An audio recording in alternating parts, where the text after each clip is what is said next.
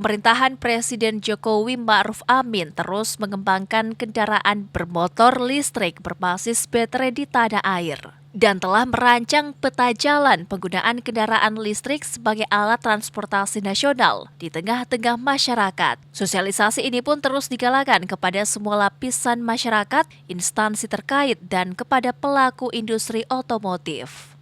Presiden Joko Widodo juga terus mendorong percepatan penggunaan mobil listrik di tanah air, bahkan peraturan presiden atau Perpres tentang percepatan pengembangan kendaraan bermotor listrik atau mobil listrik juga telah diteken oleh Presiden Joko Widodo. Perpres tersebut merupakan landasan bagi pelaku industri otomotif di Indonesia untuk membangun dan mengembangkan mobil listrik. Peraturan Presiden tentang penggunaan kendaraan listrik direspon baik oleh pemerintah Kota Makassar sambil mensosialisasikan kendaraan ramah lingkungan tersebut. Wali Kota Makassar Muhammad Ramdan Pomanto mengaku akan menyiapkan 10 unit kendaraan dinas listrik khusus untuk wali kota, wakil wali kota, sekda, dan pimpinan DPRD Kota Makassar. Kita masukkan Ranis Kondasana, pimpinan Dewan dan pimpinan di Balai Kota. Tidak semua kepala dinas, belum sanggup kita semua. Untuk tahap awal ini Pak? Tahap awal, paling kan 10 kali berapa, tidak batas.